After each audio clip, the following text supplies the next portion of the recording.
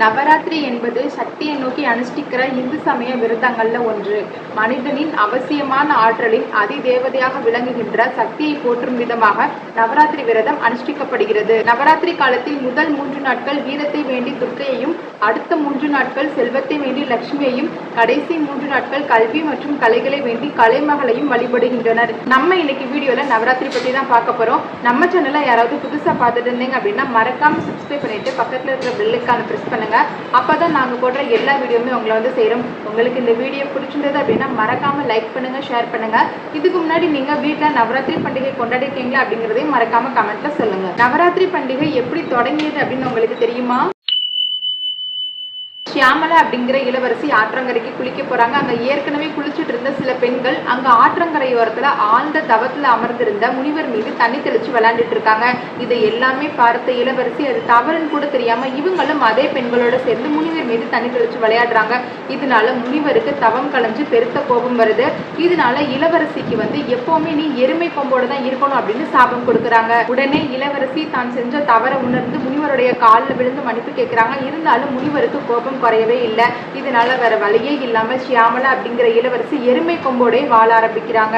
அதுக்கப்புறமா ஷியாமலா அப்படிங்கிற இளவரசி ரம்பன் அப்படிங்கிற அரக்கமன்னனை திருமணம் செய்யறாங்க. திருமணம் செஞ்சதுக்கு அப்புறமும் இளவரசிக்கு எருமை கொம்பு போகவே இல்லை. இதனால ஷியாமலா இளவரசிக்கு பிறந்த குழந்தையுமே எருமை கொம்போட பிறக்குது. இதனால எருமை கொம்போட பிறந்த அந்த மகனுக்கு மகிஷாசுரன் அப்படின்னு பேர் வைக்கிறாங்க. சமஸ்கிருதத்துல மகிஷா அப்படின்னா எருமை, அசுரன் அப்படின்னா அரக்கன். எருமை வடிவம் கொண்ட ஒரு அரக்கன் அப்படிங்கிறதுனால அவனுக்கு மகிஷாசுரன் அப்படின்னு பெயர் வைக்கிறாங்க. மகிஷாசுரன் வளர்ந்ததுக்கு அப்புறமா பிரம்மனை நோக்கி தவம் செஞ்சு தன்னை யாராலும் அழிக்க முடியாத வரத்தையும் வாங்குறான். மகிஷாசுரன் பிரம்மன் இருந்து யாராலுமே தன்னை அழிக்க முடியாத வரம் வாங்கினா அப்படிங்கிறதுனால தன்னை யாராலுமே அழிக்க முடியாது அப்படிங்கிற தைரியத்துல தேவர்களுக்கு எதிராகவே போர் தொடுக்கிறான். தேவர்கள் அப்படின்னா இந்திரலோகத்துல இருக்கிற கடவுள்கள். தேவர்களுக்கு எதிராகவே போர் தொடுக்கிறான். தேவர்களுக்கு இந்திரன் தலைமை தாங்கினாரு. என்னதான் இந்திரன் தலைமை தாங்கினாலுமே அவருக்கு எதிர்க்க போராடுறது தன்னை யாராலுமே அழிக்க முடியாத வரம் வாங்கின அரக்க குணம் கொண்ட மகிஷாசுரன் அப்படிங்கிறதுனால இந்திரன் அந்த போர்ல தோத்துறாரு. இதனால தேவர்கள் எல்லாரும் சேர்ந்து மும்மூர்த்திகள் கிட்ட முறையிடுறாங்க. மும்மூர்த்திகளான சிவன், பிரம்மா, விஷ்ணு இந்த மூவரும் சேர்ந்து மகிஷாசுரன் அப்படிங்கிற அரக்கன் அழிக்கிறதுக்காக ஒரு சக்தி வாய்ந்த பெண் தெய்வத்தை உருவாக்கணும் அப்படின்னு முடிவு பண்றாங்க. 3 கடவுள்களுடைய சக்தி எல்லாமே ஒன்று சேர்ந்து ஒரு அழகான ஒரு சக்தி வாய்ந்த பெண் தெய்வமா உருவெடுக்குது. அவங்க பேர் தான் துர்கா தேவி. மகிஷாசுரன் அப்படிங்கிற அரக்கன் அழிக்கிறதுக்காக தான் துர்கா தேவியை படைக்கப்பட்டாங்க. மகிஷாசுரன் அழிக்கிறதுக்காக தான் துர்கா தேவி படைக்கப்பட்டாங்க அப்படிங்கிற காரணத்தினால எல்லா கடவுள்களும் ஒன்றா சேர்ந்து துர்கா தேவிக்கு ஆயுதங்களை பரிசா கொடுக்குறாங்க. இதனாலதான் துர்கா தேவியோட 10 கரங்கள்லையும் 10 ஆயுதங்கள் இருக்குது. சரி, என்னென்ன ஆயுதங்கள் அவங்க கையில இருக்கு, அது யார் யாரு கொடுத்தாங்க அப்படிங்கிறத பார்த்துடலாமா? திரிசூலம். திரிசூலம் படைத்தல், காத்தல் மற்றும் அழித்தல் இந்த 3ஐயுமே குறிக்குது. இதை பரிசா கொடுத்தவர் சிவபெருமான். 2வது ஆயுதம் வாள். அறியாமையை வெட்டுகிற புத்திசாலித்தனத்தை குறிக்குது. இதை பரிசளித்தவர் விநாயகர். 3வது ஆயுதம் சக்கரம். இந்த பிரபஞ்சமே ஒரு நல்ல சக்திக்கு பின்னாடி தான் ஓடிட்டு இருக்கு அப்படிங்கறத குறிக்குது. இதை பரிசளித்தவர் விஷ்ணு. 4வது ஆயுதம் வஜ்ரா, அதாவது இடி ஆயுதம். உச்சமான ஒரு சக்தி வாய்ந்த சக்தியை குறிக்குது. இதை பரிசளித்தவர் இந்திரன். 5வது ஆயுதம் வில் மற்றும் அம்பு. இலக்கை துல்லியமாக குறி வச்சு தாக்குறத குறிக்குது. இதை பரிசளித்தவங்க காற்றின் தெய்வமான வாயு தேவர். 6வது ஆயுதம் ஈட்டி. இது மங்களத்தை குறிக்குது. மங்களம் அப்படின்னா மங்களகரமானது. இதை பரிசளித்தவர் நெருப்பின் தெய்வமான அக்னி தேவர். 7வது ஆயுதம் சங்கு. பிரபஞ்சமே ஓம் அப்படிங்கிற ஒளியை ஒலிக்குது. இந்த உலகம் எல்லாமே ஆன்மீக உறக்கத்திலிருந்து விழித்து நீதி செயல்கள்ல ஈடுபடணும் அப்படிங்கறத குறிக்குது. இது பரிசளித்தவர் நீரின் கடவுளான வர்ணதேவர். 8வது ஆயுதம் தாமரை. தாமரை இலையில நீர் ஒட்டாதது போல நம்ம வாழ்க்கையில வர்ற சோதனைகளும் நம்ம மேல ஒட்டாம அதை எதிர்த்து போராடணும் அப்படிங்கறத குறிக்குது. இதை பரிசளித்தவர் பிரம்மா. 9வது ஆயுதம் கோடாரி. கோடாரி அச்சமின்மையை குறிக்குது. இதை பரிசளித்தவர் தெய்வீக கட்டிட கலைஞரான விஸ்வகர்மா. 10வது ஆயுதம் பாம்பு. பாம்புடைய ஒரு துளி உமிழ்நீர் கூட விஷம் தான். அதே மாதிரி நம்ம ஒரு சின்ன செயல் செய்தாலும் அது ரொம்ப வீரியம் உள்ளதா இருக்கணும் அப்படிங்கறத குறிக்குது.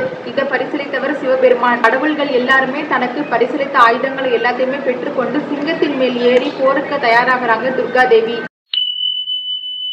நவராத்திரி எதுக்காக 9 நாட்கள் கொண்டாடுறாங்க அப்படின்னு உங்களுக்கு தெரியுமா? துர்கா தேவிக்கும் மகிஷாசுர அரக்கனுக்கும் போர் 9 நாட்கள் இரவும் பகலுமா தொடர்ந்து நடந்துட்டே இருந்தது. இதை குறிக்கிற விதமாக தான் நவராத்திரி எப்போதுமே 9 நாட்கள் கொண்டாடப்படுது. இந்த 9 நாட்கள் நடந்த போர்ல 9 நாட்களுமே மகிஷாசுரனால துர்கா தேவியை எதிர்கொள்ளவே முடியல. இதனால 10வது நாள்ல மகிஷாசுரன் வெவ்வேறு வடிவங்களான சிங்கம், யானை அப்படின்னு வெவ்வேறு வடிவம் எடுத்து துர்கா தேவியை பயமுறுத்த முயற்சிக்கிறான். மகிஷாசுரனோட ஒவ்வொரு முயற்சியும் தோல்வியிலே முடியுது. துர்கை ஒரு சக்தி வாய்ந்த தெய்வம் அப்படிங்கிறதுனால மகிஷாசுரனால துர்கா தேவியை நெருங்க கூட முடியல. இந்த 9 நாட்கள் நடந்த போர்ல 9 நாட்களும் துர்கா தேவி ஒவ்வொரு அவதாரம் எடுத்தாங்க. இதனால துர்கா தேவிக்கு நவதுர்கா அப்படின்னு இன்னொரு பெயரும் இருக்கு. நவ அப்படின்னா 9 அப்படின்னு அர்த்தம். 10வது நாள்ல மகிஷாசுரனை தன்னுடைய திரிசூலத்தால ஒரு கழு மரத்துல அறையிறாங்க துர்கா தேவி. ஒரு பெரிய அரக்கனான மகிஷாசுரன் அப்படிங்கிற தீய சக்தியில இருந்து நாட்டையும் தேவர்களையும் மீட்டெடுக்கிறாங்க துர்கா தேவி. மகிஷாசுரன் அப்படிங்கிற அரக்கனை வதம் செஞ்சதால துர்கா தேவிக்கு மகிஷாசுர வர்த்தினி அப்படின்னு இன்னொரு பேரும் இருக்கு. மகிஷாசுரன் அழிவின் நினைவாகவும் துர்கையை கொண்டாடுறதுக்காகவும் இன்றளவும் நவராத்திரி பண்டிகை எல்லா இடங்கள்லயுமே ரொம்ப செழிப்பா கொண்டாடப்படுது. பண்டிகையை கொண்டாடும் நோக்கமும் ஒரே மாதிரி இருந்தாலும் ஒவ்வொரு ஊர்கள்லயும் நவராத்திரி ஒவ்வொரு விதமா கொண்டாடப்படுது. குஜராத்ல பெண்கள் எல்லாருமே சனியா சோலி அப்படிங்கிற உடை அணிந்து வட்டமாக நடனமாடி நவராத்திரியை கொண்டாடுறாங்க. பெங்கால்ல துர்கா தேவி உமா அப்படிங்கிற பெயர்ல வணங்கப்படுறாங்க. ஒவ்வொரு வருடம் நவராத்திரி அன்றைக்கும் உமா அப்படிங்கிற பெண் தெய்வம் 4 குழந்தைகளோட அவங்க ஊருக்கு வரதா நம்புறாங்க. விசர்ஜன் அப்படிங்கிற ஊர்ல நவராத்திரி முடியும் போது தங்கள் வீட்டுல ஒரு பெண் குழந்தையை எப்படி வழி அனுப்பி வைப்பாங்களோ அந்த மாதிரி துர்கையை வழி அனுப்பி வச்சு கொண்டாடுறாங்க. தமிழ்நாட்டுல 9 நாட்கள் கொலு வச்சு அந்த கொலுக்கான கதைகளை சொல்லி கொண்டாடுறாங்க. கேரளால நவராத்திரிய வித்யாரம்பம் அப்படிங்கிற பெயர்ல கொண்டாடுறாங்க. நம்ம ஊர்ல எப்படி குழந்தைகளை முதல்ல படிப்புல சேர்க்கும் போது விஜயதசமி அன்னைக்கு அரிசியில அப்படிங்கிற பேர் எழுதி சேர்ப்போமோ அதே மாதிரி கேரளால வித்யாரம்பம் அன்னைக்கு அவங்களுடைய தாய்மொழியான முதல் எழுத்தை எழுதி நவராத்திரியை கொண்டாடுறாங்க. ஆந்திரா மற்றும் தெலுங்கானால பெண்கள் எல்லாருமே பூக்கள் எல்லாத்தையும் சேர்த்து ஒரு கோபுரம் மாதிரி செஞ்சு அந்த கோபுரத்தை சுத்தி ஆடி பாடி நவராத்திரியை கொண்டாடுறாங்க. ஹிமாச்சல்ல குல்லு தசரா அப்படிங்கிற பேர்ல கொண்டாடுறாங்க. கர்நாடகால மைசூர் தசரா அப்படிங்கிற பேர்ல கொண்டாடுறாங்க. மைசூர் தசரா அன்னைக்கு மைசூர் பேலஸ் அப்படின்னு அழைக்கப்படுற மைசூர் அரண்மனையை ஒளியால அலங்கரிக்கப்பட்டு நவராத்திரி கொண்டாடுறாங்க. ஒவ்வொரு ஊர்லயும் வெவ்வேறு விதமா நவராத்திரியை கொண்டாடினாலும் பண்டிகையோட நோக்கம் எல்லாமே ஒண்ணுதான். பண்டிகையுடைய நோக்கம் எல்லாமே மகிஷாசுரன் அப்படிங்கிற அரக்கனை அழிக்கிறது. அதாவது நாட்டையே ஒரு தீய சக்தியிட்ட இருந்து காப்பாத்துறது. நம்மளால நாட்டை தீய சக்தியிட்ட இருந்து கண்டிப்பா காப்பாற்ற முடியாது. ஆனா ஒவ்வொரு வருடமும் நவராத்திரி வரும். அந்த நவராத்திரி அன்னைக்கு நம்மகிட்ட உள்ள ஒரு சின்ன சின்ன கெட்ட குணங்கள் அது எல்லாமே நீக்கி நம்மளை நாமே தூய்மைப்படுத்தலாம். இந்த மாதிரி ஒவ்வொருத்தங்களும் செய்யும் போது நாடே ஒரு காலத்தில் தூய்மையா கண்டிப்பாக மாறும். நவராத்திரி எப்படி தோன்றியது, அது எதனால 9 நாட்கள் கொண்டாடுறாங்க, அதோடைய வரலாறு என்ன எல்லாமே நான் உங்கள்கிட்ட சொல்லியிருக்கேன். உங்களுக்கு இந்த வீடியோ கண்டிப்பா பிடிச்சிருக்கும் அப்படின்னு நம்புறேன். உங்களுக்கு இந்த வீடியோ பிடிச்சிருந்தது அப்படின்னா மறக்காம லைக் பண்ணுங்க. நீங்க போடுற ஒவ்வொரு லைக்குமே நம்ம வீடியோவை எல்லாத்தையும் கொண்டு போய் சேர்க்கும். எல்லோரும் இந்த வீடியோ பார்க்கறதுக்கு ஒரு யூஸ்ஃபுல்லான சான்ஸா அமையும். அடுத்து உங்களுக்கு என்ன மாதிரியான வீடியோ வேணும் அப்படின்னு மறக்காம கமெண்ட் பண்ணுங்க. அடுத்து உங்களை இன்னொரு இன்ட்ரெஸ்டிங்கான வீடியோல பார்க்குறேன். Until then, bye.